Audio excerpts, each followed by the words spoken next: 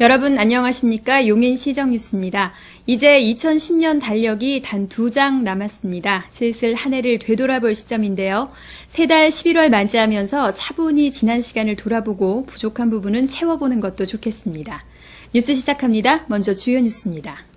2013년까지 기흥구 상갈동에 백남준 디자인 거리를 조성합니다. 주민참여예산제의 내년 시행을 앞두고 시민의 의견을 듣는 공청회가 열렸습니다. 2012년부터 전국의 주소체계가 도로 이름과 건물 번호 중심으로 바뀝니다.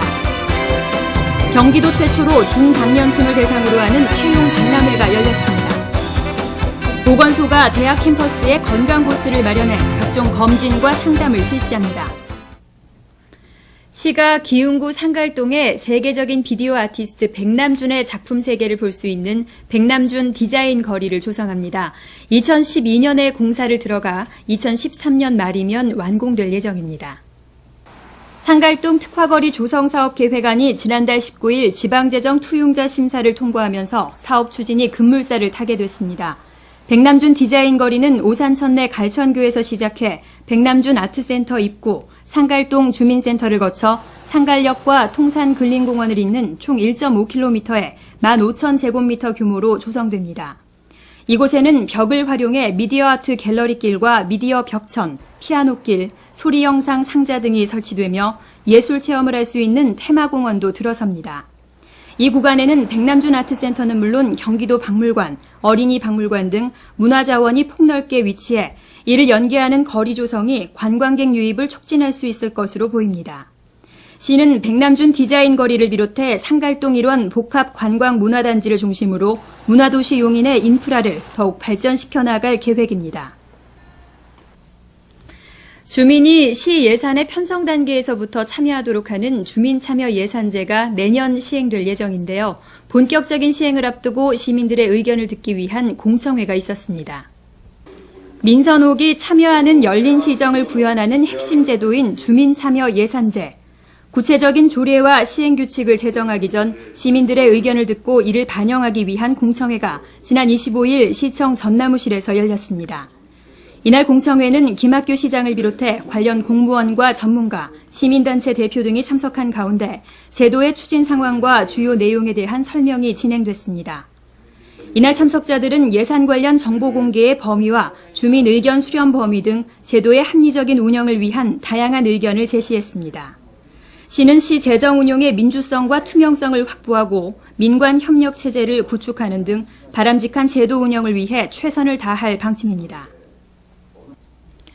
2012년부터 전국의 주소 표기 방식이 도로 이름을 기반으로 바뀝니다. 도로 이름과 건물 번호로 이뤄지는 새로운 주소 체계. 이제 주소만으로도 길 찾기가 훨씬 쉬워질 것으로 기대됩니다. 2012년이면 기존 토지 지번 주소가 폐지되고 도로 이름과 건물 번호를 기반으로 새로운 주소 체계가 시행됩니다. 모든 도로는 폭에 따라 대로와 로, 길로 나눈 뒤 도로별 이름을 붙이고 건물 번호는 도로 시작부터 종점 방향으로 20m 간격마다 왼쪽은 홀수, 오른쪽은 짝수 번호를 매깁니다.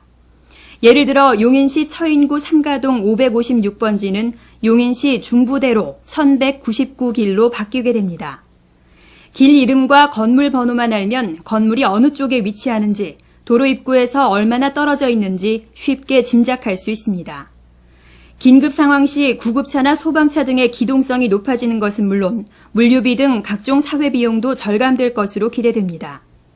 시는 이달 말까지 새 도로명 주소를 통리장을 통해 각 가정에 알리고 의견을 수렴해 내년 7월 확정하며 내년 중에는 기존 주소와 새로운 도로명 주소를 병행 사용하도록 할 계획입니다.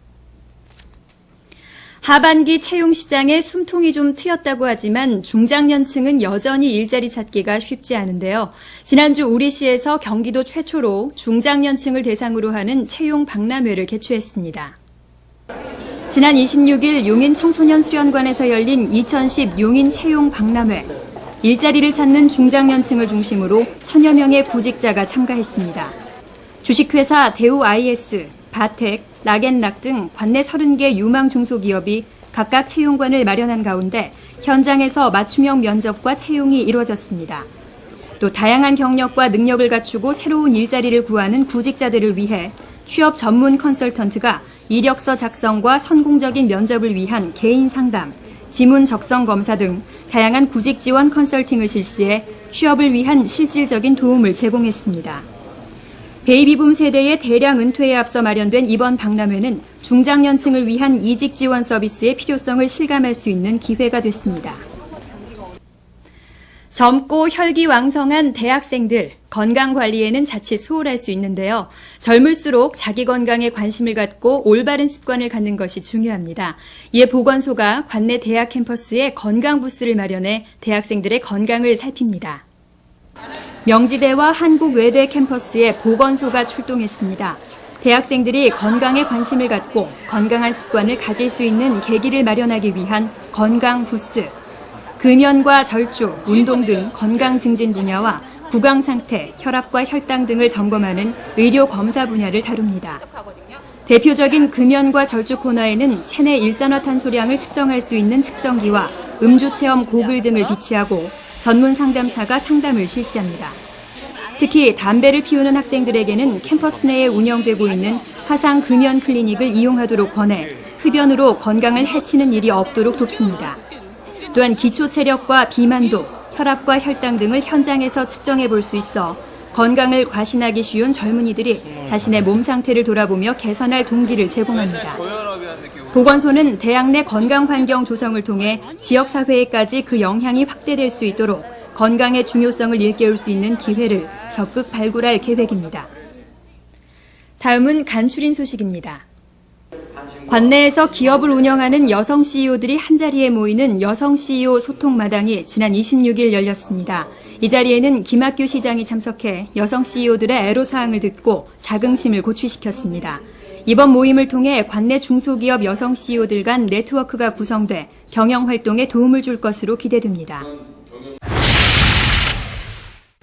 국가 안보의 중요성을 알리고 자유수호 희생자들의 넋을 기리기 위한 자유수호 희생자 합동위령제가 지난 26일 양지면 대대리 자유수호 희생자 합동위령탑에서 있었습니다. 이날 행사에는 김학규 시장을 비롯해 시민 100여 명이 참석한 가운데 추념사와 추도사, 헌화 등이 진행됐습니다. 관내 보육인들의 화합을 도모하고 사명감을 고취하기 위한 2010 용인시 보육인 대회가 지난 30일 용인 실내체육관에서 열렸습니다.